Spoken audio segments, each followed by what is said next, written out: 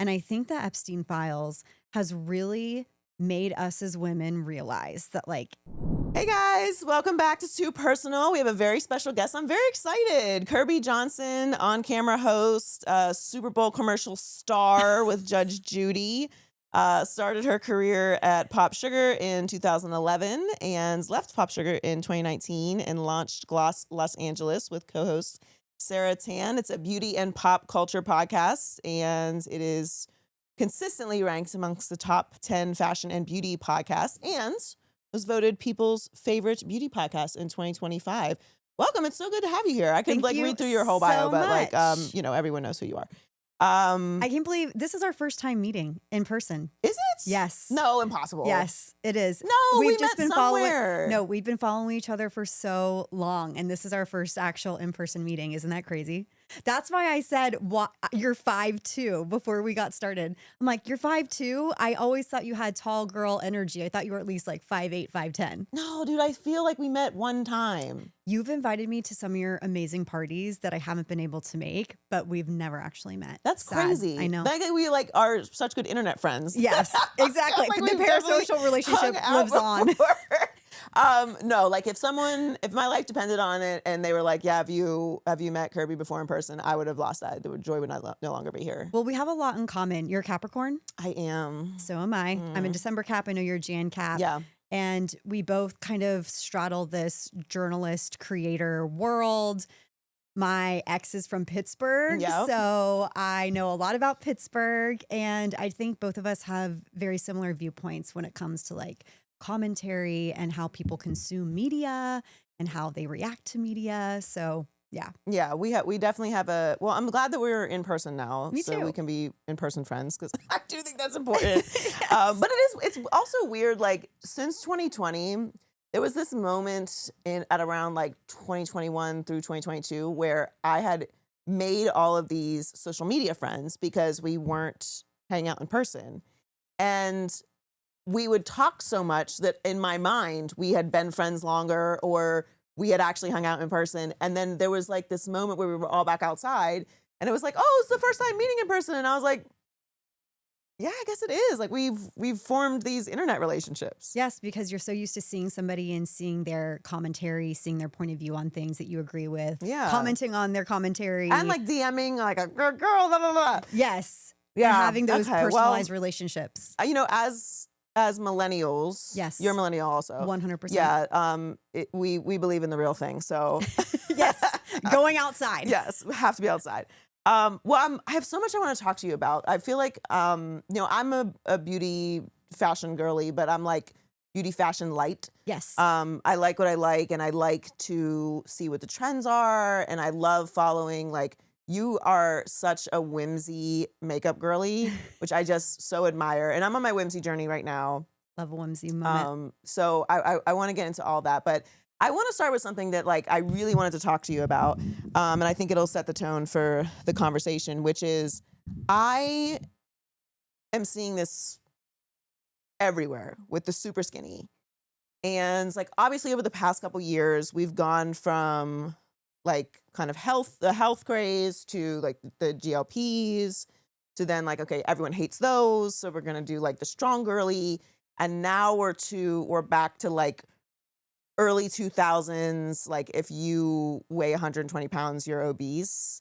And it's all over the place. It was everywhere, like during the Oscars and awards season. Yeah. What are your thoughts on this current body type craze? At least for, the elites. Okay. I think that it's important to recognize as millennials, we grew up with a specific body type that we were told was perfection, the one to aspire to. And, I would be lying if I said that didn't affect me long term. I mean, to this day, it has affected me because of what we saw in movies and on magazines and the advice we would get. I mean,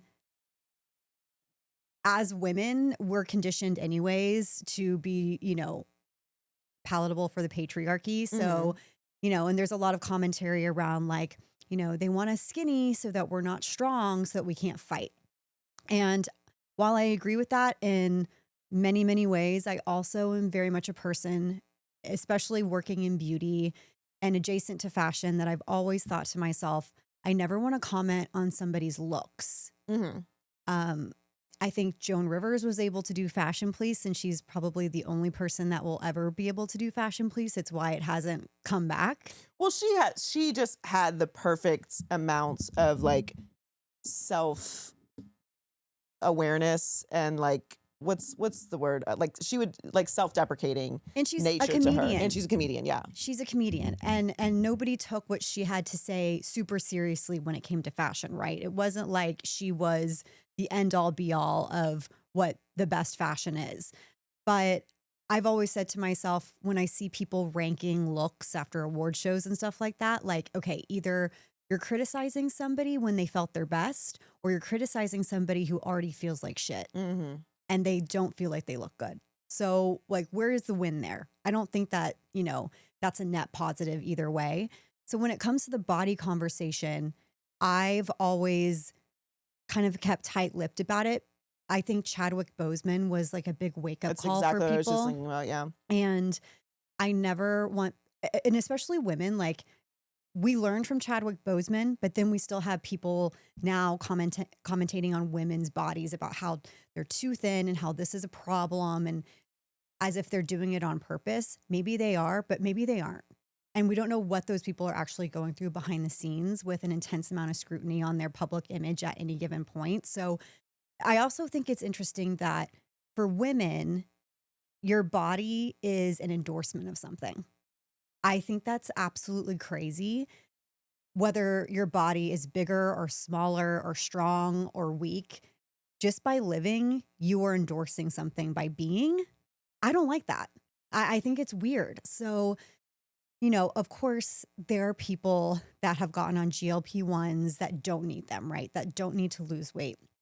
But I also have seen the conversation where, these influencers that made a lot of money off of being bigger or plus size or body positive. I think that's probably like the term that comes to mind the most, have lost a significant amount of weight now. And then people are like, was your whole platform a fraud? And it's a worthy debate, right? Like, okay, you told me that you were happy with your body like this and you were accepting of your body like this, but then when you got the opportunity, you did lose the weight. So what is that really saying? But I always go back to like this nuance of, but it's their body. yeah, And they're allowed to do whatever they want with it. yeah. That's a great perspective, because I do think, like, you being someone who's in the public eye, myself, like, I've gone through different weights. Like, I'm heavier now than I was, I don't know, 6 months ago. And, there's always people who are like reminding me of this.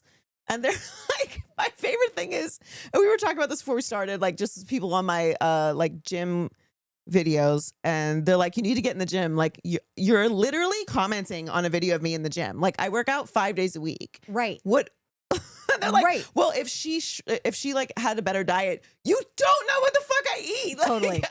You don't know anything about what's going on in my body. And I'm not like making a statement. I do feel that it's weird as women that we kind of have this obligation to people, that when we're in a public eye, that if we are overweight or if we are super skinny, then we kind of have to explain it, because there are people who are looking at us, and I mean, we're us. We're talking about like super mega stars, right. who A-list, are, actors, yeah, like global superstars. they're looking at them and saying, okay, is this what I'm supposed to look like? And why should that be those people's responsibility? But I also, okay, this is what I say a lot, and I feel like it's beating a dead horse, even though I know that's not like the politically correct thing to say anymore. Are we not supposed to say that? We're not supposed to beat dead horses, unfortunately. Well, aren't they dead? Yeah. It's like animal cruelty. Oh, okay. But I think they're already dead, though. Right. Okay. But I didn't get that note.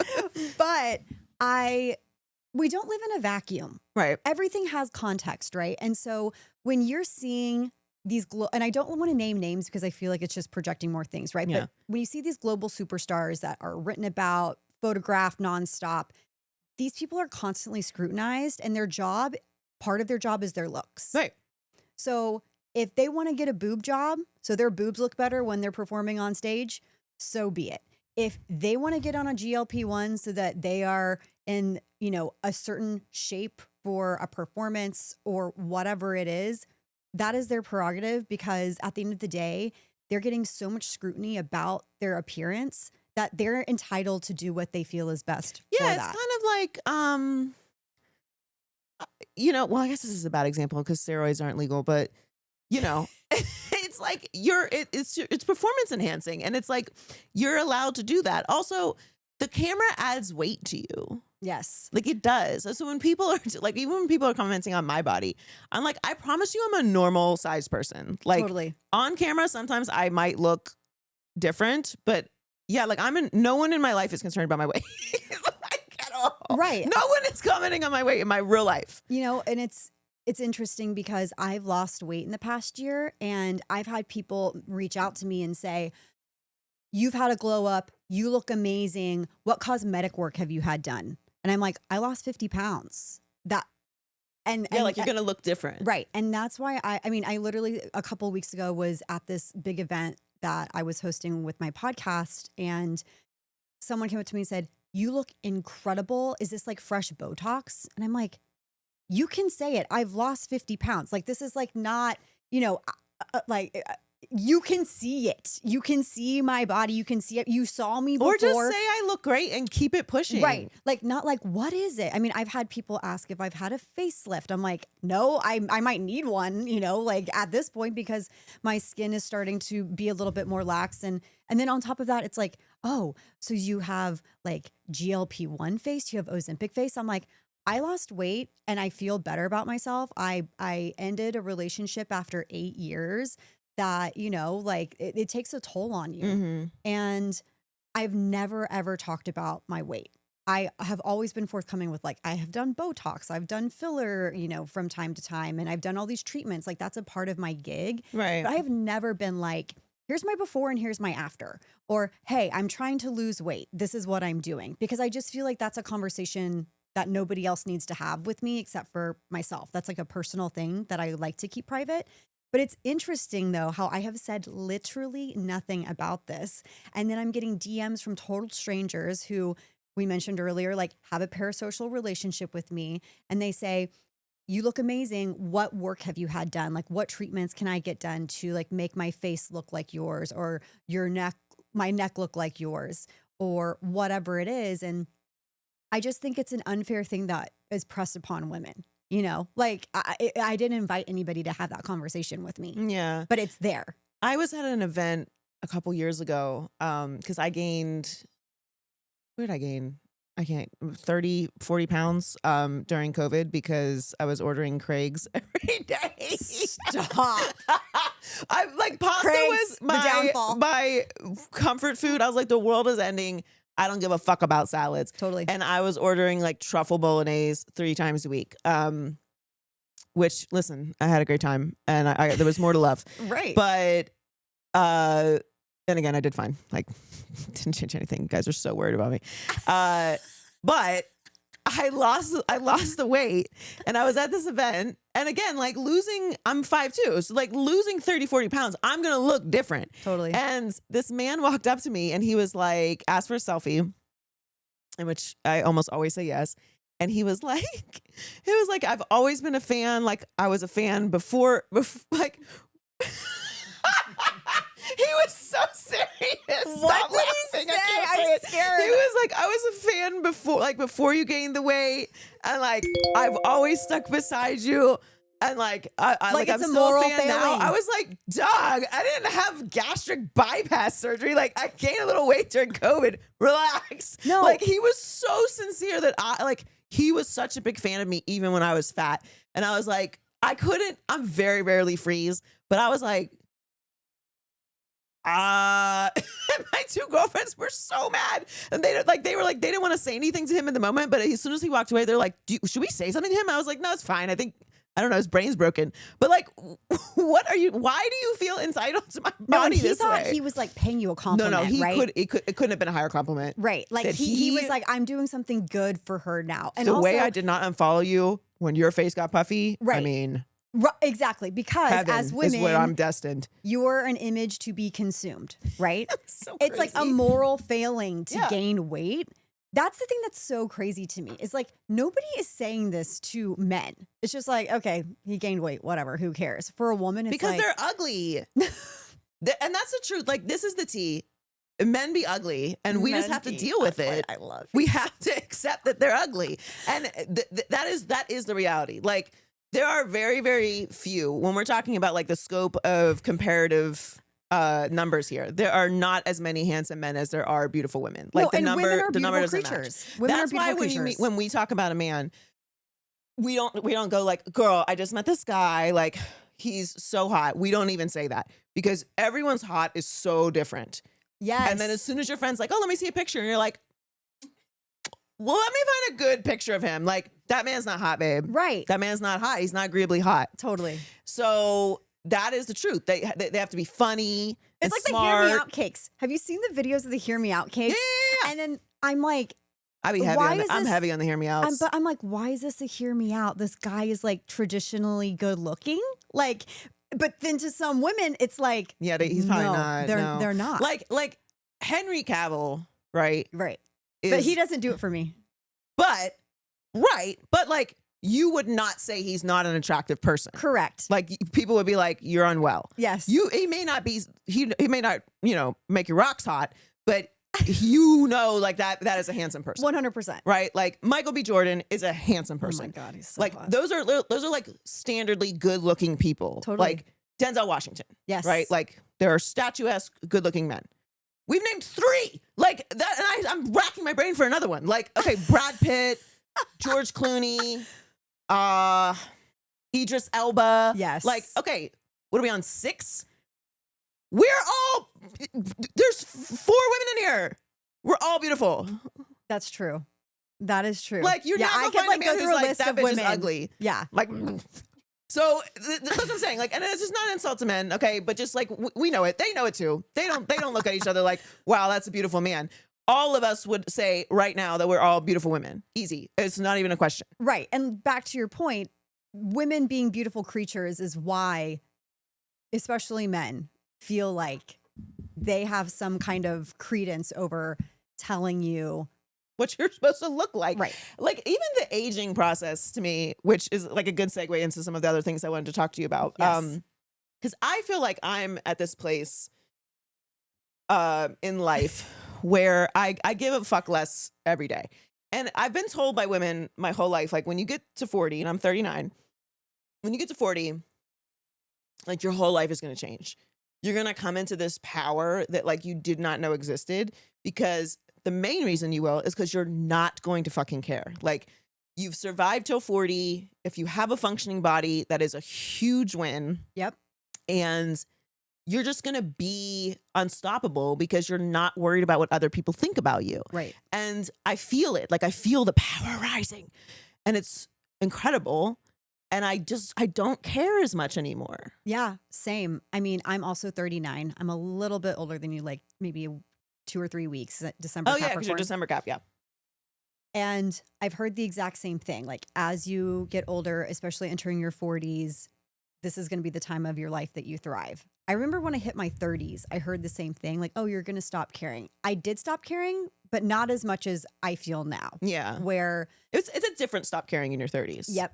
Like, I feel like in my 30s, having a career that started on the internet where anybody could say anything about you looks wise or personality wise or judge your character, judge your intentions. I was so scared to be judged, especially for my character. Like, somebody pressing something upon me that wasn't true or misinterpreted something I said, or if I said something that I didn't mean in a specific way, I was terrified of that. And now I'm kind of like, if that's how you feel about me, or if that's what you took away from this, I don't really care, because you don't know me. Mm-hmm. You don't know me on a personal level. If you're going to jump to conclusions, or you're going to take something out of context in order to fit a narrative that you don't like about me specifically because I grate on you, or you don't like how I look, or whatever it is, that's fine. That's your prerogative to do so. I don't have to engage with it, believe it. I just don't care anymore. So I agree with you on that front. And I think as millennials, and I hate to make this like a millennial conversation, but I do think it's important because we were the generation that grew up going outside and also was able to get on AOL Instant Messenger, right? Like we had this like separation of like, go touch grass, like go ride your bike around your neighborhood, but at the same time, like get on AOL and get in these weird chat rooms with age, sex, location, and like maybe have a Our predator parents didn't give a reach fuck out to you. about us. Right? No, literally. Those chat rooms are insane. If I caught a single person I know in a chat room as an adult right now, No. I would be like, "Are you okay?" No. We were 14 talking to Fred in Iowa. Right. Exactly. Age, sex, location, and then you're putting your away message as like some kind of song lyric from Brian McKnight after you broke up with your 7th grade boyfriend. We had the best time. We did. We did. We had the best fucking time, and no generation can tell me otherwise. Like, I don't care what the fuck you're growing up in right now. We had the best time. We know cursive. We can. We speak cite another language. our Like the fact that we can sources. read and write cursive, Totally. we can cite our sources. Like I know how to, Read. parenthetically cite our sources, right? So we're not so dependent on technology and Yeah. the internet, but also we evolve with how the world changed. And as millennials, I think, I remember when I was 16 thinking like 40 was so old. And now I'm like, everyone I know our age looks great, doesn't look quote unquote old. And I actually talk about this a lot. And I think it's important for women to really kind of like own it in a way. Old is not a 4-letter word. Like literally and figuratively, it is not a 4-letter word. There was an article last year around award season that Allure, which is a beauty publication that I contribute to, I have a column there. One of the writers, who is a woman, I believe in her 60s or 70s, Val Monroe, she wrote about how like the old ladies were taking over the Golden Globes. And she mentioned people like Nicole Kidman and Demi Moore and how all of these women were over 50. And it was a celebratory article written by a woman in her 60s or 70s. And the comments were like, how dare you call these women old ladies? And part of me understood because, yeah, of course, like old means used, discarded, not new, not shiny, like all of these things. Old has a negative connotation to it. But at the same time, these women who are winning these awards are old. Like they're not spring chickens anymore. Yeah. And so then it got into this whole debate of, okay, what's old? Is it 80? Is it 90? Is it 100? We're living longer. Longevity is a focus of beauty now and of your lifespan now. Like there's so many people trying to biohack their way to longevity, right? Newsflash, everyone's going to die. So, whatever, helps you sleep at night, right? But at the end of the day, it was interesting to see how many people were upset in the comments about the word old. And we just have to embrace it. We get older. We are aging. We will be old at some point. But I don't think 40 is the old point. No, I'm with you. Like when I was 16, 40 is the oldest person on the planet. Right.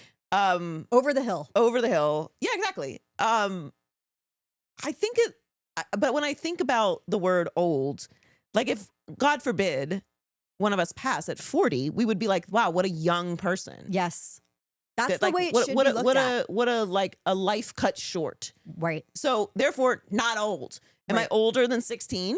Yeah. Yes. But I'm not an old person. And I think also the point is to get old. Like you want to stay alive, right? So as you stay alive longer, you get older. And this like clutching to youth thing is very weird to me. But I also think, and I don't know how you feel about this, but I've lived my life. I've made terrible fucking decisions and I've made incredible decisions. And I've gone all over the world and I've met people and I've had friends and I've stopped being friends and I've had boyfriends and I've had a husband. Like I've done lots of things. I've had pets. I don't have pets. Like plants have died. Things have happened. And I have been sad and happy and I don't miss things. Like I don't miss my childhood. I don't miss being 20. At all. I had a high school. fucking blast when I was 20. I did wild shit. Thank God I did it when I was 20. And then I had great 30s. I like, did horrible shit happen? Absolutely. And then great shit happened. So I don't miss things. And I think sometimes when people are afraid of being old, it may have something to do with the fact that you haven't truly lived. Yeah, I love this perspective. It's hanging on to something out of regret, maybe. Yeah. Or feeling like you missed out on an opportunity and you're not going to get that time back.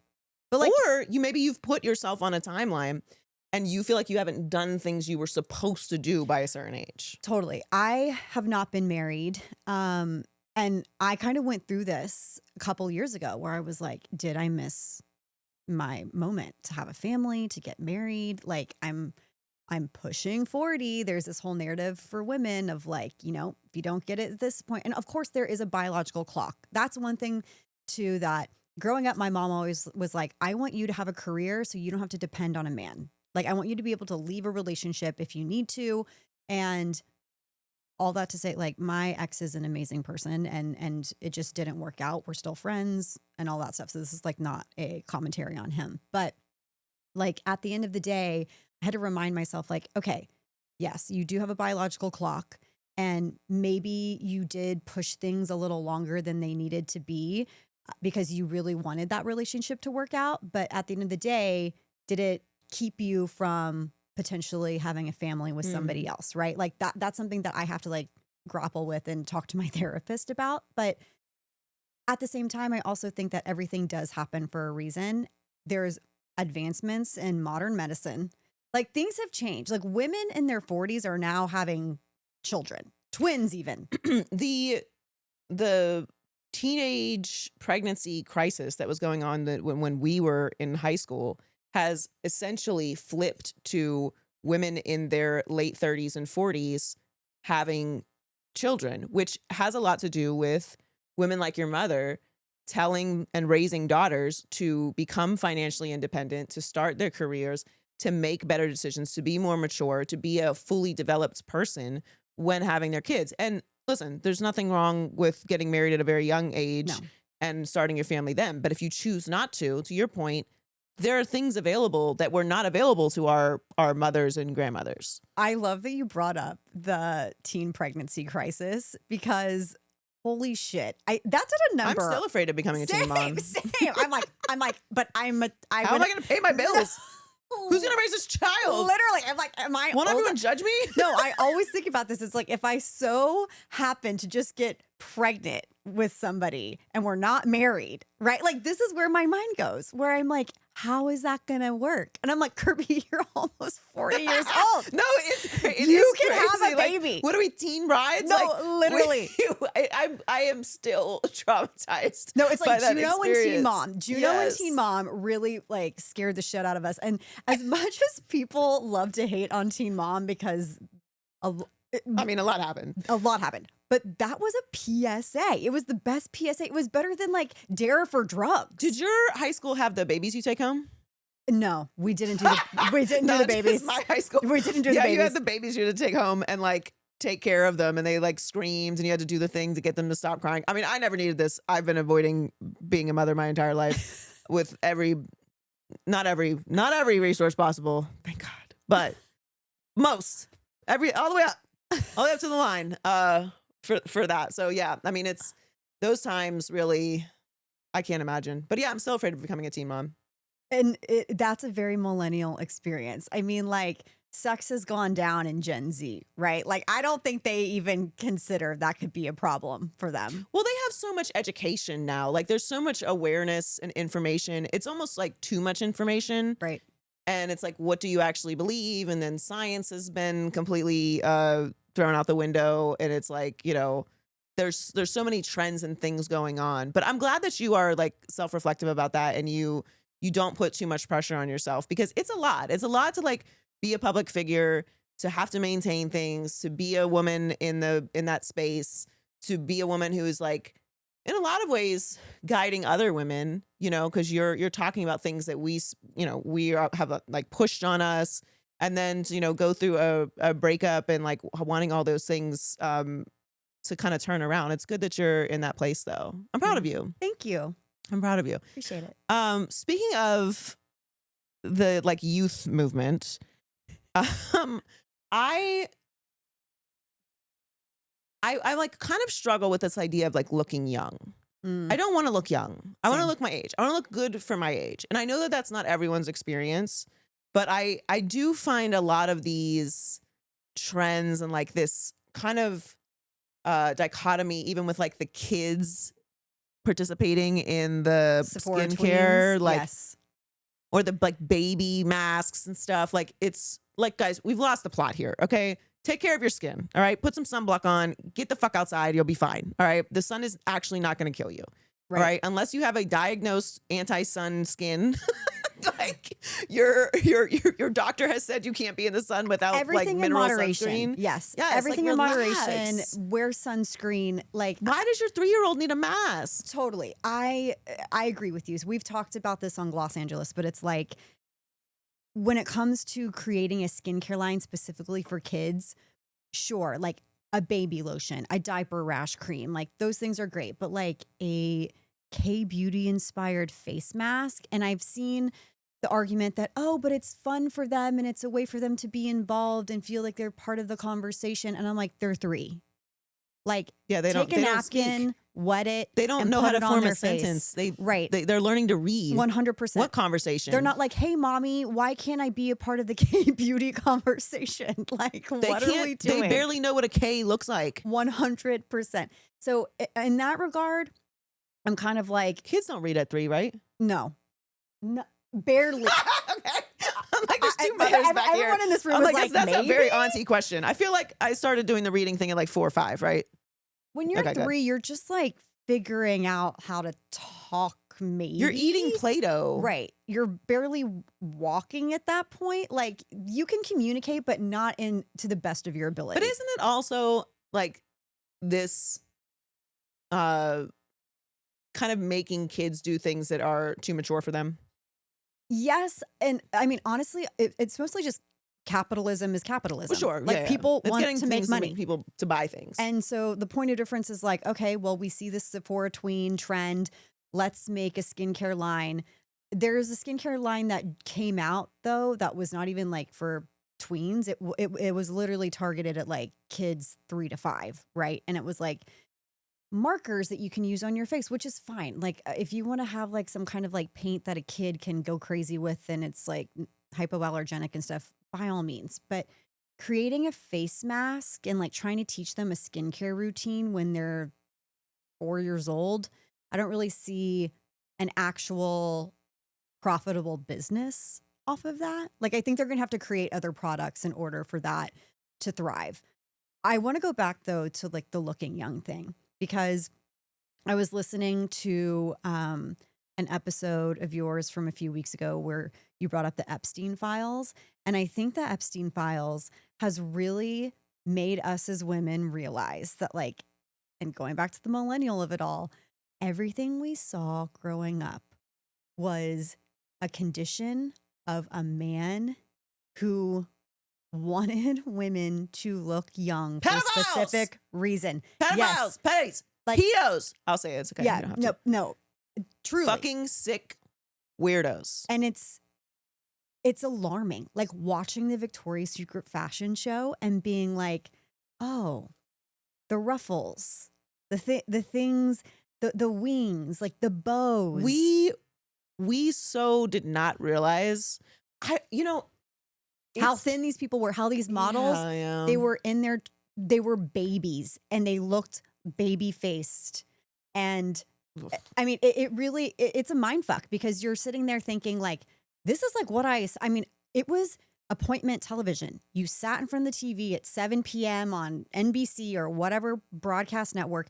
You watched these models walk down the runway while Justin Timberlake sang Sexy Back or Taylor Swift held Carly Kloss's hand or whatever it was, to these insanely thin women with baby faces wearing ruffles and bows. And then you're like, what the fuck? And no shade to the women, right? Like, no shade to the models. I'm not here judging them at all. That was a paid gig for them. That's their job. That's their career.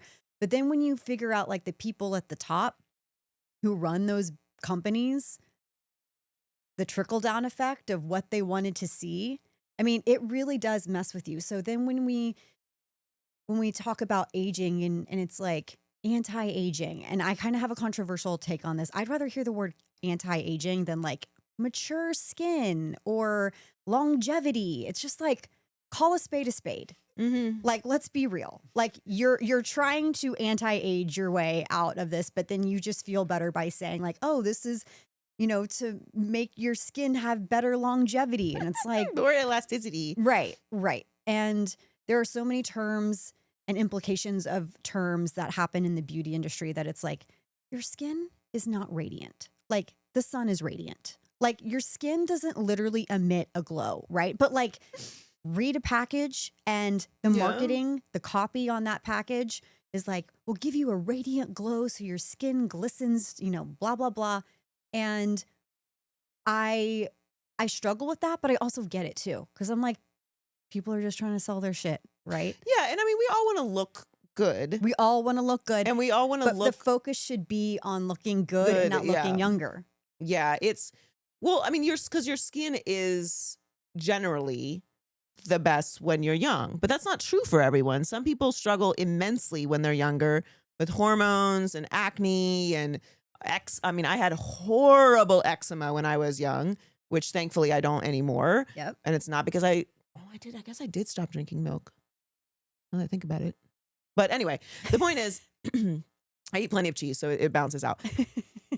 The idea of looking young, to your point about the Epstein thing, and it feels just like everything is unraveling right now, that the entire pitch that we as women have been given is like, you want to preserve yourself in like this glue at forever 21. Like, you want to be this certain youthful kind of innocent age forever. And that is what beauty is. And once you have a wrinkle, or once you get a gray hair, or once, this part of your bra strap, it never kind of lays the same again, and once you have a little stretch mark, that you are somehow past your prime.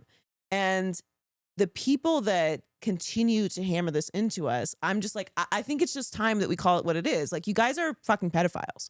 There's so much of it. And then like, you might not like how that sounds. Like, that sounds horrific, right? And I've had actual conversations with people who are like, okay, but somebody who's 12 is not 4. And I'm like, I will stick a stake through your eyeball. Right. Yes. So how far do you want to go with this conversation? Does it may end in your death. So like, let's just be serious about what you're pitching here. I'm also of the opinion that we have to be aware of the fact it's like, hate the player. It's don't hate the player, hate the game. Right?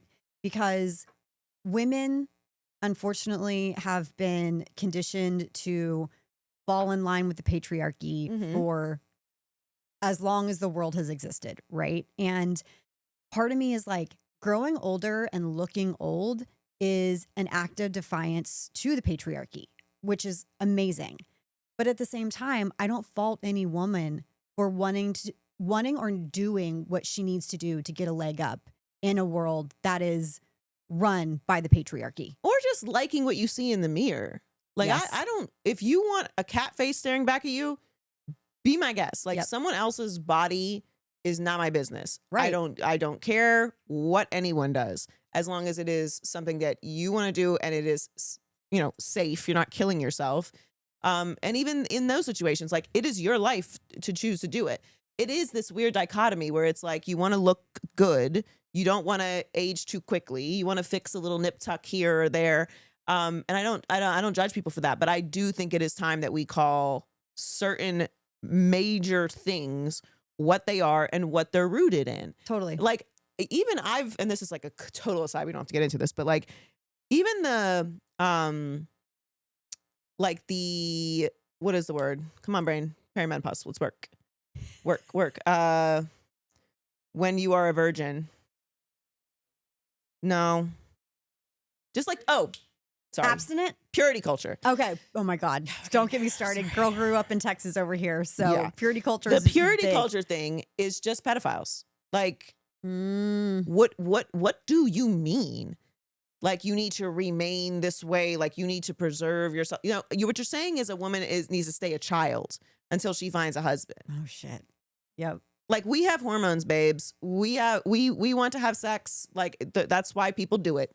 Okay, Yeah. you guys have not been spitting such amazing game for all this time that we just are succumb to your incredible lyrical poems of romance. Like it's a mutual thing here as we develop as women. So like there's so much of it that is tied to that. It's just an exhausting experience. I feel like I'm doing the Barbie rant now. No, I love the Barbie rant, but B, you're right on the money because I grew up in purity culture and the guilt associated for the women versus the men, Church guilt is crazy. rather girls versus boys, absolutely insane. But you're right. The preservation. I mean, like literally, I did a Bible retreat when I was younger. It was a weekend with my girlfriends. It was called Disciple Now, and the whole theme was purity. And so we read the Bible verses. We learned like why we should remain pure. And granted, like I think a lot of our parents were just like, sure, be abstinent so you don't get pregnant as a teenager, right? But the teachings were like we had the girls. The boys did not do this. The girls made these presents for their future husbands. Ah! Yes. And my one of the God. things that you put in there was a little tiny Ziploc that had a tiny little marshmallow that you sealed so that you were preserved for him. A string so that you would never cross the line. And then like a variety of other things, as well as a letter you wrote your future husband about why you were so happy to have waited for your wedding night. And listen, I don't shame anybody who did that. Like that is admirable that you were able to pull that off. Wasn't me and couldn't be me, but that's what we were taught, like a girl growing up Christian in Texas in the 2000s. So I am the fix your face friend. yeah. Yuck. I had very similar experiences growing up in church. I did not save a marshmallow, but the culty shit that people come up with to justify this insanity. And listen, if you want to save yourself from marriage, by all means, it has nothing fucking to do with me. If you don't want to save yourself from marriage, you are in absolutely no way whatsoever less important, less valuable, I agree. less marryable. It's all a facade, and it's just an exhausting experience, and it takes so much to cleanse yourself of that. I think what I would say, like on a positive note to the girlies, is if you do like survive all of this, like being fat, being skinny, being judged, your hair is too long, your hair is too short, you don't get tattoos, your piercings make you look like a whore, whatever, no red lipstick, like whatever it is you survive, on the other side of it is this like liberating freedom that you can just like take a deep breath and be at a place where you go through self-love. Like, did you have a self-love journey? Because I certainly did. I am still on the self-love journey. I think it's a ongoing thing for women. You know, like one day I feel like the baddest bitch in town. I mean, Rihanna told me I was a bad bitch. That's literally going on my tombstone. She smells incredible. Is she not the best smelling person on earth? She is. I couldn't help myself. I was like a total weirdo when I met her. I was like, I'm sorry. I just have to tell you, like, you smell incredible. And this Rihanna is she smells so good. She is a girl's girl. Yeah. She's going to take forever to get to whatever event you're waiting on her for. I waited 4 hours and then she showed up to this red carpet. I mean, like the big names already left the carpet. They were like, we're not waiting any longer. I'm like, oh shit. But when she showed up, she makes it worth it. 10 minutes on a red carpet, unheard of. Gave me 10 minutes. I asked her a myriad of questions, including about Bravo, which I knew she was going to like. We had some great moments. And then I asked her, you know, what makes a bad bitch? Because she had mentioned to another reporter, like, oh yeah, I'm like bad bitches, whatever. And I'm like, okay, so then like, what does a bad bitch not do? And she was like, well, maybe doesn't call themselves a bad bitch. And then she's like, you know, there's like this meme of her biting her finger like this. That's from my interview. But then she said, She goes, I know what they do. Maybe wear gems on their eyes. And I was wearing these like rhinestones on my eyes as a cat eye. And she took my camera and turned it around towards me. And I She's the remember being best. like, girl, you have no idea how much I needed this, because I had just ended my 8-year relationship. And so I was like, it's me and Natalie Portman, publicly called bad bitches by yeah, Rihanna. that's true. You're in an elite class. I'm very honored. So I'm like, can I put this on LinkedIn? Like, I feel like this is like a very important thing for people to know. Yeah, it's like I'm better than everyone, actually. 100%. I don't know where I was going with that. You were saying that on your self-love journey, like, oh yes. like so it's Rihanna's a big part of that. Yeah. Rihanna, like, I look at Rihanna and I'm like, this woman, she's like 3 kids, constantly scrutinized, like the baddest bitch in the game, in my opinion. Like, how can I be more like Rihanna? But like on a more serious note, it's like figuring out who I am. I felt like growing up, I had a strong point of view and I had a lot of things to say, and I didn't mind saying those things, but I would see other people and be like, that is a fully realized person. Mhm. Like, that person knows exactly who they are. And I was in awe. Like, I couldn't believe that they were able to figure it out. And maybe they were just faking it till they made it. Like Lady Gaga, for example, she's Yeah. our age. And I'm like, she's 22 years old with this like fully realized vision of like what Lady Gaga was, is, and what that means to people. And then goes on stage, writes this music, performs for millions of people, and like really sticks to her guns. Lena Dunham is like another one. Like, girls, I mean, I watch Girls now and I'm like, I cannot believe that she got so much criticism for her weight in that show. You would She's have a normal sized no, person in that literally, show. it is the craziest thing to go back and watch that show. But she had such a distinct point of view of like what she experienced in girlhood that I'm like, how did you figure that out? Like, that is something I am and was personally in awe of. And it took me a little bit longer to figure out like who I was as a person and like what maybe, because I was constantly thinking like, how do other people see me? Mhm. And I was thinking more about that. Like, do people see me as someone with a hard shell? Do people see me as like, I say what I mean and I mean what I say and I'm a hard ass and I don't really care if I hurt people's feelings? Or do they see me as like somebody extremely emotional and empathetic? Like, I couldn't figure it out. And I would say it probably didn't happen until like the last 3 or 4 years that I was like, it doesn't really matter what anybody else thinks of me. It really is just like, who do I feel best as inside when I'm by myself? So that's been my self-love journey for sure. What's coming up for you next? Like, what are you excited about that is on the horizon? Or like, what in this like next chapter for you do you feel like you want to really achieve personally? Personally, work is very important to me always. Yeah, And we're Capricorn sisters. yes. And you know this. As my therapist would say, not what you think, what you feel. Right. Right. And this is the thing too. It's like, I can pretend that work isn't important to me and that I need to have a better work-life balance, but like, I don't feel my best if I'm not working. I don't know how else to put it. Like, it is what it is.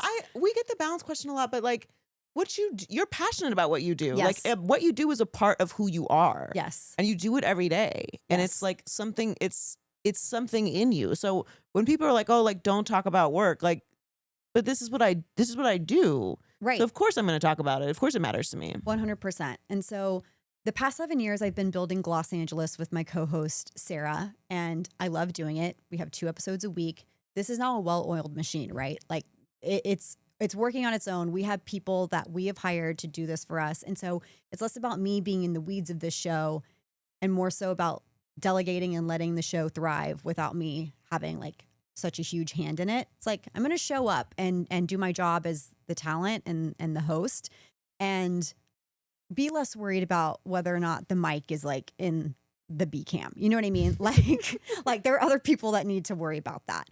And I'm really excited for what's to come in terms of just myself as a solo person, not a duo. I think, especially in beauty, Sarah and I are a package deal. We're Los Angeles. So they're often reaching out to both of us on the same emails. They want the both of us to do these things. And while I absolutely love our partnership, and that partnership is something that endures and thrives because we are such close friends and have such care for each other, I also realized in this last year, like, I have to have something of my own to do. So the wheels are in motion for that. I know a lot of people say that when they don't have anything in motion, but I have been very strategically crafting a few things behind the scenes that I'm going to launch this year. And I'm excited about that. And it's more entertainment focused. Like, you know, you come from sports, right? And it was probably going out on a limb to do this podcast. It absolutely was. Where it's just a personal thing, where you're giving your own commentary, not just on sports, not even about sports a lot of the time. Yeah. It's mostly about like your POV on what's going on in the world. And beauty has always been my crutch because I know a lot about it. I know the big players. I know how to get information. I know how to go behind the scenes in that aspect. And I love telling those stories. But I've always been passionate about pop culture and entertainment and commentary on those things. And so that's where my focus is now headed in dividing my time moving forward. So I'm excited about that. And we'll see how it goes. Well, fingers crossed. No, it's gonna go amazing. Capricorns don't lose, but I really am. I'm very proud of you. It's a lot to start a new thing. It's a lot to start anything and maintain it. And what you guys have built is incredible, and you should be proud of that. But it also is very important to like roll forward. You know, like find the next iteration of you and what this version of you is gonna be the best at. And to remain passionate, which, you know, in a very gloomy time in the world, I find sometimes where I'm like, why am I like, I'm just going to give up and go to an island because everything is horrible. But, you know, you have to keep calm and carry on. Like, what's your advice for doing something singularly as yourself? What advice do you have for me? I think, that's a great question. You have to give yourself grace that you don't know what you're doing. I knew how to build a show. Obviously, you have a journalistic background. Like, you know how to ask questions. You know how to, put together a show rundown and do research. But when finding something that is new and different and you want to stand out, like for me, this show has just changed so many different times. And even though obviously I've always had a point of view on all of these things, putting it into a space and putting it out into the world, like it just takes time and patience. And like, there's been things that I've been like, okay, this will totally work, and it doesn't work. And then you're like, oh, well, fuck it, it didn't work. But like, we are like, no, it has to work. Like, this is, I put time into it. Like, I put money into it. I put this energy into it. Like, why is it not working? So that's still an ongoing thing for me. So yeah, I think just like give yourself grace that like you don't know exactly what it's going to be.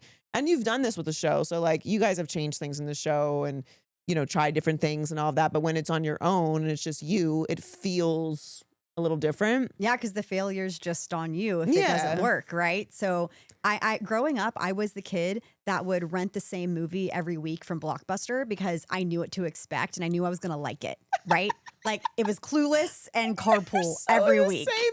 If I know that there's an awkward part of a movie coming up that I don't like, I will literally get up and use the bathroom during that part, or I will fast forward. Yeah, because it's just like I know what I like and I want to know that I invested my $3 at Blockbuster the right way, right? I didn't get a movie that I disliked. That's kind of where I have been struggling and why it's taken me so long to really go out on my own and be like, I'm doing my own show. I'm doing my own thing in terms of entertainment where I'm going to have to ask people favors. I'm going to have to call on my network and be like, hey. Well, don't give a fuck about that. Right. That part, I can tell you, I don't give a fuck about that. You have done a lot of people favors, I'm sure. You've shown up to people's events. You've done a lot. I'm not even doing enough. I need to start ringing more people. That's what I'm saying. Bring, like, the audacity is coming out. Get your ass down here. Right. Yeah. Like you don't ever feel bad about that. Totally. But that was the thing that was kind of stopping me at first. Like, oh, I how am I going to get these guests? Like, how am I going to get a guest? Like, how am I going to do it the way that I envision it in my head without asking for favors? It's like, girl, that's the least of your problems. Keep going. It's going to be fine. It's going to be great. I'm excited for you. And I also think like, this, like the journey is long. It's especially if you want to build something that's lasting. I mean, you guys have already done that, and think of like where you started to where you are now. Think of where you started. Yes. The people who get that. it's, you know, it takes time. If people don't get Hamilton, I mean, we have a problem. I do this at least once a day. It's your vocal stem. It is. I'll say something and then just I can't. It's like my brain stops working and I start singing Hamilton. I love it. Well, this was great. Before I let you go, Yes. like I mentioned this earlier, that I love your whimsy makeup things. So is there like a trend you're seeing that's super fun right now? I'm like I like went really daring and got like some green eyeshadow. Yes. So I'm going to try that at some point. I think maybe this week, but I genuinely don't do a whole lot of fun stuff with my makeup, but I want to like, I'm in my whimsy journey. So I don't like freak out the fuck out with everything that's going on. So what is a trend that you're seeing? It's really cute. Just maximalism. So having that green eyeshadow. Yes. Like even just take your finger and put a wash of it on your eyelid and put, you know, a little bit of liner if you want and call it a day. Like it doesn't have to be like a full makeup look, but maximalism is back. So we're seeing a lot of rhinestones, a lot of glitter, a lot of shimmer, whether that's the cheekbone, the eyelid. Yeah, it's less about the clean girl look. Like people are feeling free to go back to this like more is more 2016 makeup. So I love 2016 makeup. yeah, I mean, listen, it was a put together look. It was definitely a time. It was a time. But I didn't love the eyebrows. We eyebrows didn't were really quite have scary. the eyebrows No, they were. down. I feel like we're living in the best eyebrow generation. I agree. Yeah. Like the eyebrows now are so good, but yes, maximalism 2016. Like take elements of what you were doing in 2016 and like add maybe one or two of those to your look, and you'll be set. One thing. What is your absolute? Like I have two makeup items that I cannot function without. Like Apocalypse. I'm saving these two things. Okay. So I have, oh my God, I need to remember her name. It's going to absolutely kill me. Because I want to quote her. Oh, shit, I can't remember. I don't even think I have it with me. Fuck! I'll tag it. Because she's a good friend of mine. But it's this glitter, like this gold glitter. And I put it on my cheeks. I'm sure, I don't have it on right now because it's like a little too bright for on camera, but I wear it every time I do my makeup. It's like I've never gotten away from the like the cheekbone highlight. But it's like very intense. And I put like a little bit on my nose. I've done that my entire makeup journey and I will not stop. And I'm not going to apologize for it. Love. And I have the Makeup Forever Endless Cocoa lip liner. Yes. And I'm stuck. Is that what you're wearing now? Yeah. I'll never wear another lip color. Like I can't. I found it. I should just buy it in bulk. Because if they ever cancel this, I'm going to die. They will never, because literally it's one of their best selling liners, one of their best selling artist pencils for a reason. So, I will go down to the facilities and fight someone. Yes. And force them. So will I. Mine are MAC Giga Black Lash. It's a mascara. It's a tubing mascara, the tiniest wand ever. It's a bristle brush, not a rubber brush. So it helps to really separate your eyelashes. Do you have extensions? Yeah. Okay.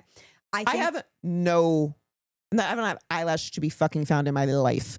So I just look like a wombat or something. Like if I don't have lashes on, I'm like, so I can't. No, not on camera. The reason why I was asking is because I was like, that's not a recommendation you're gonna take, but this mascara is truly the best for a reason. Like I get sent so many products. I go out and buy this. Like if I see it, I just need to have it on my person. I have it in my purse. I have it in my bathroom, in my travel bags. I have it everywhere. And then this is actually like a recent find within the last year that I've been really, really obsessed with. It's a brand called Satchu. They've gone super viral because they create a peel off lip stain. And so I need to try this one because I've been dabbling with the peel off lip stains, but because I'm addicted to the liner, I never like the other colors on me. So I'm looking, but the liner doesn't last long enough for me. So that's why I have to have it like in my pocket all day. Right. So this is a good one. Yes. Okay. So Satchu, I would say a shade you should look into is Hazel.